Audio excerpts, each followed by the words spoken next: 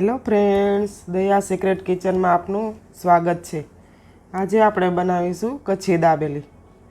કચ્છી દાબેલી ગુજરાતનું famous street food છે। તો ચલો શરૂ કરીએ। દાબેલી બનાવવા માટે આપણે સૌપ્રથમ 800 ગ્રામ બટેકા લઈશું।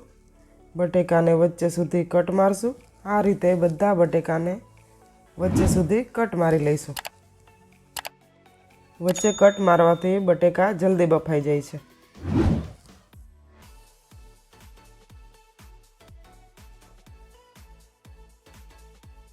એના પછી આપણે 1 ચમચી મીઠું એડ કરીશું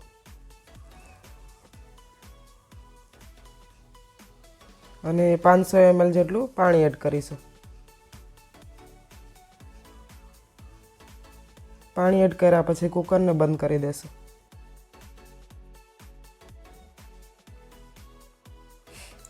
હવે બટેકાને હાઈ ફ્લેમ પર પ્રેશર કુકરમાં 6 સીટી પડે ત્યાં સુધી બોઇલ કરી લઈશું। આ રીતે આપણે 6 વિસલ પડવા દઈશું। એના પછી કુકર ખોલીને બટેકા ચેક કરીશું। જો હજુ કાચા રહી ગયા હોય તો તમે વધુ 2 વિસલ પાડી શકો છો।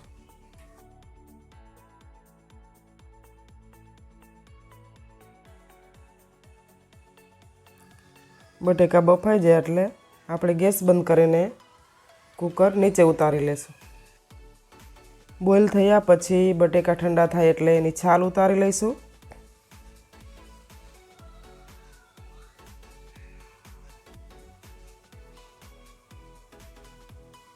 એક એક કરીને આ રીતે બધી છાલ ઉતારી લઈશું।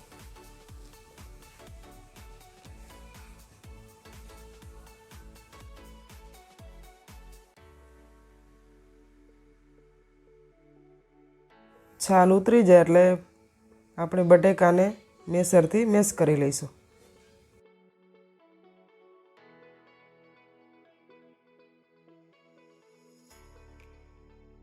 લમ્સ ના રહે એ રીતે બટેકાને મેશ કરી લઈશું।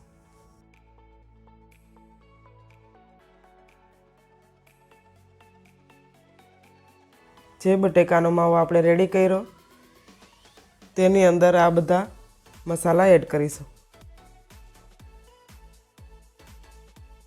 એના માટે આપણે સેવ, પછી ઝીણી કાપેલી ડુંગળી, તૂટી ફ્રૂટી, દાડમના દાણા, મસાલા સિંગ, ઝીણા કાપેલા ધાણા અને તમે કોઈ પણ કંપનીનો મસાલો લઈ શકો છો દાબેલી બનાવવા માટે। એની માટે આપણે મીડિયમ ફ્લેમ પર દાબેલીના મસાલાને ફ્રાય કરી લઈશું। ફ્રાય કરવા માટે આપણે 3 થી 4 ટેબલ સ્પૂન કુકિંગ ઓઇલ લઈશું।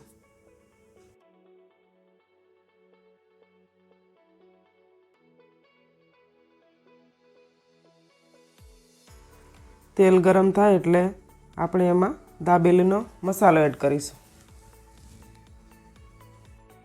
અહીંયા અમે 150 ગ્રામ જેટલો દાબેલીનો મસાલો એડ કર્યો છે। હવે આપણે આ મસાલાને મીડિયમ ફ્લેમ પર ફ્રાય કરી લઈશું। મસાલો નીચે ચોંટી ન જાય એટલે વચ્ચે વચ્ચે ચલાવતા રહીશું। આપણો મસાલો ફ્રાય થઈ ગયો છે। હવે થોડો થોડો કરીને બટેકાનો માવો એડ કરીશું। માવો એડ થઈ જાય એટલે આપણે મસાલા સાથે વ્યવસ્થિત રીતે મિક્સ કરી લઈશું।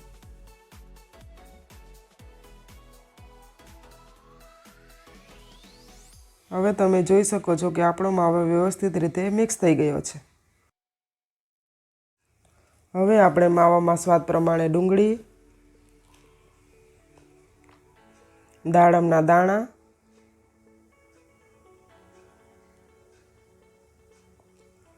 તૂટી ફ્રૂટી, મસાલા સિંગ,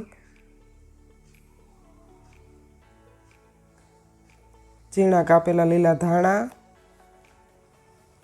એડ કરી દઈશું।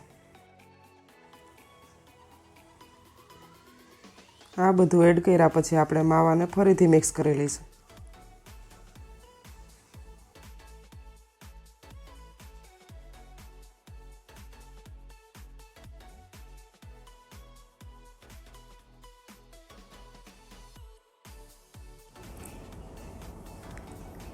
હવે તમે જોઈ શકો છો આપણો દાબેલી ભરવા માટેનો મસાલો રેડી છે। હવે આપણે દાબેલી ભરવા માટે પાઉં લઈ લેશું। તમે દાબેલીના પાઉં નાના કે મોટા લઈ શકો છો। દાબેલીના પાઉંને આપણે આ રીતે વચ્ચે સુધી કટ કરી લઈશું। આ રીતે આપણે બધા પાઉં રેડી કરી લઈશું।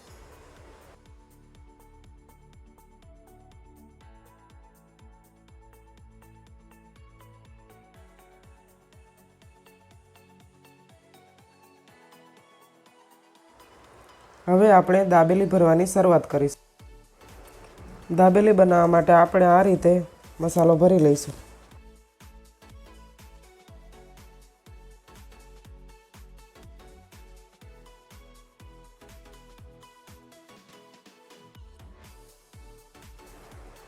આ રીતે આપણે બધી દાબેલી રેડી કરી લઈશું।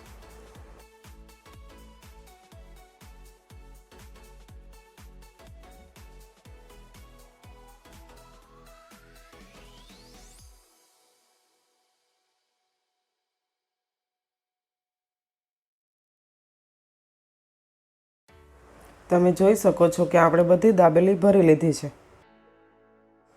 હવે આપણે દાબેલીને ટોસ્ટ કરી લઈશું। એના માટે આપણે ફ્રાઈંગ પેનને કુકિંગ ઓઇલથી ગ્રીસ કરી લઈશું।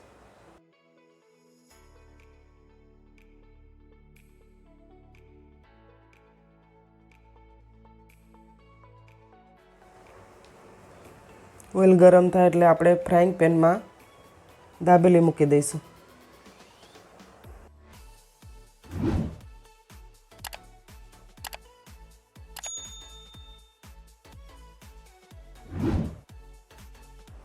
ત્યારબાદ આપણે દાબેલીને ઉપરથી કુકિંગ ઓઇલથી ગ્રીસ કરી લઈશું।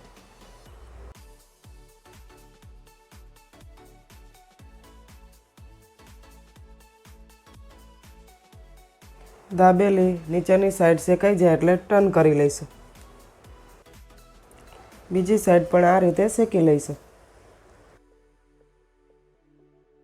હવે તમે જોઈ શકો છો આપણી દાબેલી રેડી થઈ ગઈ છે। હવે ગેસ બંધ કરી દઈશું। હવે આપણે એક સર્વિંગ પ્લેટ લઈ લઈશું। હવે આપણે બધી દાબેલીને આ રીતે સેવમાં ડીપ કરી લઈશું।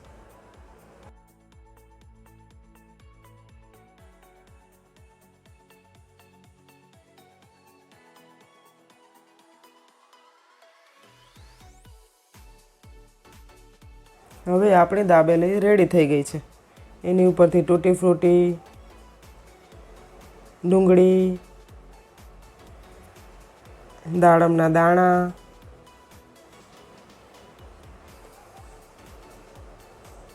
મસાલા સિંગ, લીલા કાપેલા ધાણા ગાર્નિશ કરી દઈશું। દાબેલી સાથે આપણે ખજૂર આંબલીની મીઠી ચટણી અને સોસ સાથે સર્વ કરીશું। હવે તમે જોઈ શકો છો કે આપણી ટેસ્ટી દાબેલી સર્વ કરવા માટે રેડી છે। જો તમને મારી આ રેસીપી પસંદ આવી હોય તો લાઇક, શેર એન્ડ સબસ્ક્રાઈબ કરી શકો છો। Thank you for watching.